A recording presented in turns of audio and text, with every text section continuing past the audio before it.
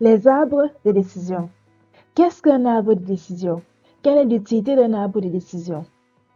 Quel est le principe d'un arbre de décision? Quelles sont les parties d'un arbre de décision? Comment construire un arbre de décision? Quelles sont les étapes à suivre pour construire un arbre de décision? Qu'est-ce que la méthode CART? Quel est le principe de la méthode CART? Quels sont les avantages des arbres de décision? Pourquoi utiliser les arbres de décision? Quels sont les inconvénients à tenir en compte lorsqu'on utilise les arbres de décision? Salut et bienvenue sur Stats and ML pour tous. En ce jour, je vous présente les arbres de décision. Sans toutefois tarder, quelle est l'utilité et l'idée principale d'un arbre de décision? Un arbre de décision, déjà, c'est une méthode d'apprentissage statistique supervisée, c'est-à-dire qu'il est utilisé dans le cadre de la prédiction ou de l'inférence. De plus, un arbre de décision, il est utilisé pour une méthode de classification et de régression. Si la variable dépendante, elle est qualitative, on parle d'arbre de classement ou discrimination par arbre. Et si la variable dépendante est quantitative, on parle d'arbre de régression ou de régression par arbre. Quel est le principe des arbres de décision? L'arbre de décision consiste en fait à partitionner la population en J groupes distincts, R1, R2, RJ, avec des critères précis. Et pour toute nouvelle observation se trouvant dans un groupe, on lui affectera la même valeur. C'est-à-dire, le principe derrière l'arbre de décision consiste en fait à diviser la base de l'échantillon, à diviser la population en groupes, en sous-groupes homogènes, de telle sorte qu'on peut dire que ces groupes ont des caractéristiques similaires suivant certains critères. C'est ainsi que pour une nouvelle observation, on lui affectera la même valeur si cette observation se trouve dans un groupe donné. Quelles sont les parties d'un arbre de décision? Pour une petite histoire, je me rappelle un des amis, il part en entretien, après il vient me dire, imagine ce qu'on m'a posé en entretien, on m'a demandé de citer les parties d'un arbre de décision. Qui se rappelle encore de ça? Et en plus, on voulait les noms, en fait, théorie. Je me suis dit, c'est vrai que quand on a vu cette méthode il y a de cela longtemps, on tend à l'oublier, mais c'est important de garder à l'esprit les parties d'un arbre de décision pour mieux les interpréter. Parce que pour mieux interpréter un arbre de décision, c'est important de savoir les parties d'un arbre de décision.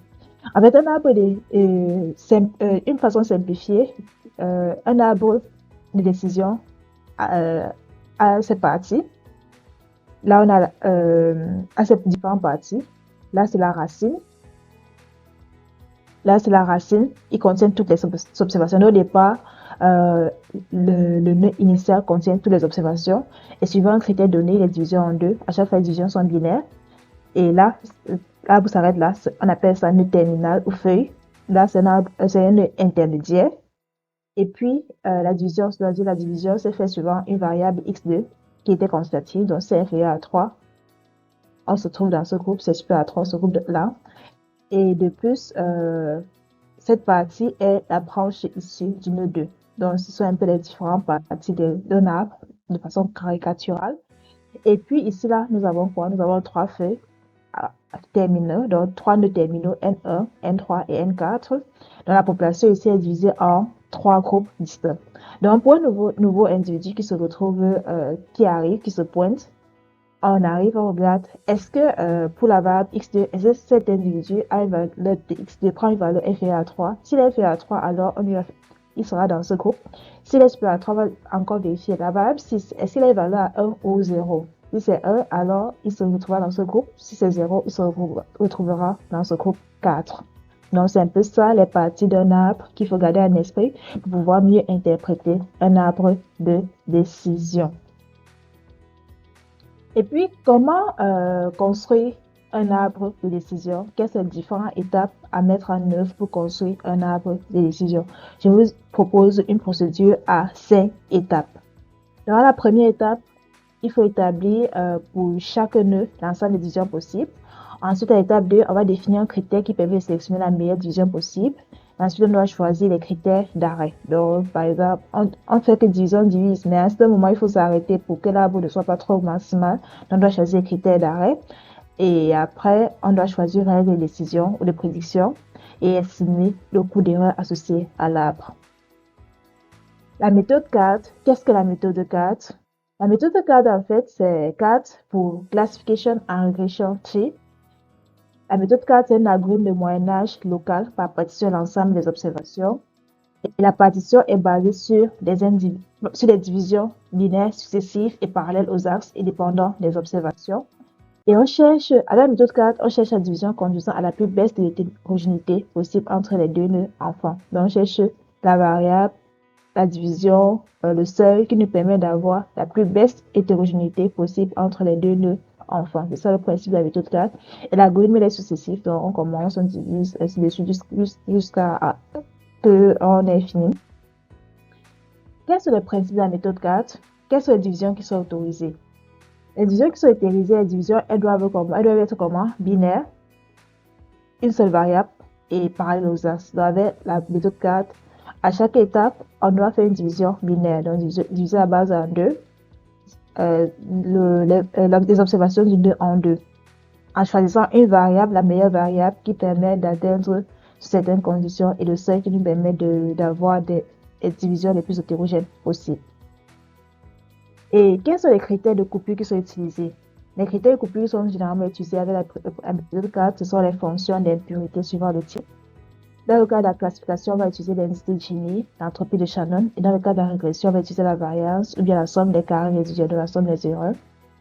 Et quels sont les critères d'arrêt les plus utilisés avec la méthode CART? Les critères d'arrêt, on a la profondeur maximale, nombre de niveaux en dessous du niveau de racine, le nombre minimum d'observations par nœud, par exemple pour un nœud parent, un nœud ayant moins d'observations que la valeur spécifiée n'est pas scindé, et pour un nœud enfant, une division conduisant à un nœud enfant et ayant moins d'observations que la valeur spécifiée n'est pas réalisée. Donc, c'est ça les critères d'arrêt les plus utilisés. Et comment se fait dans la prédiction avec la méthode CART? C'est que nous avons obtenu au final J-feuille terminaux, donc J-feuille terminaux, R1, R2, RJ, pour une nouvelle observation qui se pointe et que souvent les critères se trouvent dans la classe feuille RJ, par exemple. Comment on fera la prédiction? Dans le cas de la régression, on fera la moyenne des valeurs de Y prises par les observations de l'échantillon d'apprentissage se trouvant dans le groupe RJ. Et pour une méthode de classification, on affectera ces nouveaux individus à modalité la plus fréquente dans la base, ou bien la modalité qui minimise un coût d'erreur si on avait dit on souhaite minimiser un certain coût d'erreur. Donc c'est comme ça qu'on fera la prédiction. La dernière étape, comment s'estime le coût d'erreur? Comment s'estime le coût d'erreur? Pour la régression, on regardera la somme des carrés résiduels de la somme des erreurs, la somme des écarts, la somme des carrés résiduels. Le résidu, c'est quoi? La différence entre la vraie valeur et la valeur prédite. Donc, la somme des carrés résiduels, c'est écrit comme ça. Donc, c'est la somme des écarts entre YI moins YRJ chapeau au carré. YJ, c'est la moyenne des réponses de l'ensemble d'apprentissage se trouvant dans le groupe J. Tout élément de la groupe J sera affecté à la même valeur, la moyenne des éléments du groupe. Dans le cas de la classification, la proportion des observations mal classées par l'arbre. Donc, c'est ça. Ce sera comment s'estimera le coût d'erreur avec le principe de la méthode de CART. Donc, le proning, qu'est-ce que le proning? Le proning, en fait, appelé élagage, est utilisé pourquoi? Parce que la méthode de CART conduit à un arbre qui est maximal de grande taille. Et le proning permet, ou l'élagage permet d'extraire un sous-arbre fiable de taille plus réduite. Donc, c'est ça le proning. L'élagage est fait par validation croisée. Ou bien, si tu as beaucoup d'observations, tu peux diviser la base en 3 pour choisir. Donc, mais en général, il fait par validation croisée. Quels sont les avantages d'un arbre de décision? Les résultats sont explicites. Déjà, les résultats sont explicites, c'est facile à expliquer. L'interprétation, elle est facile. On comprend facilement les résultats. Et on a une belle représentation graphique des résultats.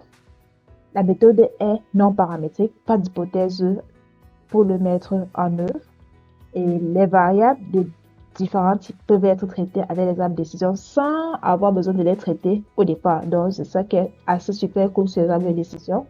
La procédure de sélection des variables, elle est naturelle. Pas comme pour d'autres méthodes où on doit utiliser plusieurs méthodes pour sélectionner les variables. L'arbre peut détecter les interactions entre plusieurs variables. Donc, généralement, un petit une petite parenthèse, avec l'arbre de décision, en fait, dès que l'arbre a déjà trouvé, sélectionner une variable la plus faible. Donc, parmi les variables qui sont les plus liées, l'arbre sélectionnera en général la variable la plus explicative de la variable dépendante. Et après, les autres arbres seront sélectionnés difficilement parce que il y a un qui les représente qui avait déjà été choisi. Donc, l'arbre peut détecter les interactions entre plusieurs arbres et les valeurs aberrantes perturbent de très peu les nœuds.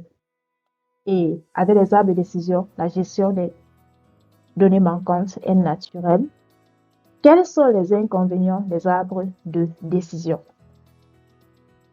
Les inconvénients d'arbres de décision, le premier inconvénient, c'est qu'avec l'arbre, on sait que l'arbre se fait de façon séquentielle, c'est-à-dire les nœuds de niveau n plus 1 dépendent des ressources du niveau n. Donc, c'est séquentiel. Et cela conduit à détecter des optimums qui sont locaux et pas forcément globaux, dû à l'aspect séquentiel. Et comme autre inconvénient des arbres, on a le manque de robustesse. Manque de robustesse, ça veut dire quoi? Ça veut dire qu'une légère modification de l'échantillon d'apprentissage peut conduire à une grande modification de l'arbre et ainsi de la prédiction. C'est-à-dire, dans ton échantillon d'apprentissage, tu retires 2 individus tout simplement.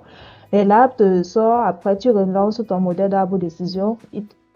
Les prédictions sont complètement différentes. Donc, c'est un peu ça qui est reproché aux arbres de décision, et qu'il n'y a pas de robustesse. Une légère modification de l'échantillon d'apprentissage peut conduire à une grande modification de la prédiction. C'est un des inconvénients qui est le plus discuté, donc c'est pour ça qu'on a trouvé des solutions alternatives. Et aussi, l'arbre de décision nécessite de grands échantillons, des échantillons de données. Et que faut-il donc retenir sur les arbres de décision? Les arbres de décision sont des méthodes d'apprentissage statistique supervisées qui peuvent être utilisées tant pour un problème de classification que pour un problème de régression. On note plusieurs avantages, notamment la simplicité d'interprétation ainsi qu'une belle représentation graphique. Mais il existe également plusieurs inconvénients à l'instar du manque de robustesse et des performances qui sont en général moins bonnes que celles d'autres méthodes.